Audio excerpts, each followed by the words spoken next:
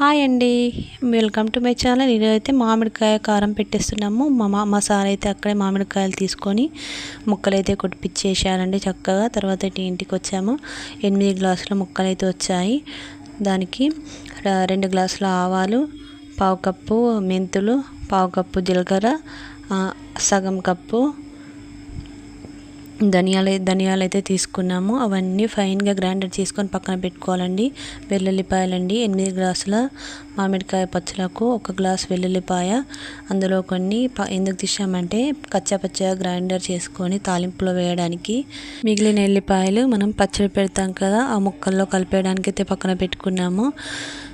Oil అయితే వేరుశనగ oil అయితే తీసుకున్నాము. పల్లీల నూనె 1 లీటర్ పల్లీల నూనె తీసుకున్నామండి. వేడి చల్లారాక ఇలా ముందుగా కచ్చాపచ్చగా గ్రైండ్ చేసుకున్న వెల్లుల్లి ముద్దని ఆవాలు జీలకర్ర వేసేసి కొంచెం కలుపుకొని పక్కన పెట్టుకోవాలండి. మనం ముందుగా గ్రైండర్ చేసుకున్నాం కదా, ఆ పౌడర్ని అయితే అన్నిటినీ ఇలా కలుపుకోవాలండి. ఆవాలు, మెంతులు, జీలకర్ర, ధనియాలు. తర్వాత అయితే అందులో 2 గ్లాసుల కారం అండి. 8 గ్లాసుల మామిడికాయ ముక్కలకు 4 గ్లాసులకు ఒక గ్లాస్ కారం అయితే తీసుకున్నాము. అందుకోసమే 2 గ్లాసుల కారము. తర్వాత పసుపు కూడా వేసుకోవాలండి. 2 గ్లాసుల కారము, 1 గ్లాసు సాల్ట్ అయితే తీసుకోవాలండి. ఇది కరెక్ట్ క్వాంటిటీ అండి.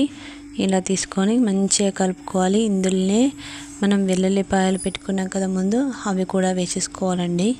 వేసేసుకొని చక్కగా కలుపుకోవాలి. అంతా మిక్స్ అవ్వాలి. అన్ని పౌడర్ మిక్స్ అయ్యే వరకు చక్కగా కలుపుకోవాలండి. స్పూన్తో కలపచ్చు కానీ అది బాగా మిక్స్ కాదు, అందుకోసమే చేత్తోనే కలుపుకోవాలి. తర్వాత అయితే ఈ కలుపుకున్న దానిని ఆయిల్ చల్లారాక అందులో కొంచెంగా వేసుకొని కలుపుకోవాలి. మొత్తం ఒకటేసారి వేసుకుంటే అది సరిగ్గా రాదు కాబట్టి, కలవదు కాబట్టి కొంచెంగా కలుపుకోవాలి. కలుపుకున్న తర్వాత మామిడికాయ ముక్కలు అయితే కొన్ని వేసుకుంటూ చక్కగా కలుపుకోవాలండి. ఇంతేనండి, ఫినిష్. ఎంత చక్కగా వస్తుందో టేస్ట్. పక్కా క్వాంటిటీ అండి. 8 గ్లాసుల ముక్కలకు 2 గ్లాసుల కారం, 1 గ్లాసు ఉప్పు, అవన్నీ క్వాంటిటీగా తీసుకున్నానండి. మొత్తం కలిపాక ఒక బకెట్లో అయితే వేసేసుకున్నాను. ఇలా వేసేసుకున్న తర్వాత అయితే ఆఫ్టర్ 3 డేస్ అయితే చూశానండి. ఆఫ్టర్ 3 డేస్ తర్వాత చూడండి ఎంత చక్కగా వచ్చిందో.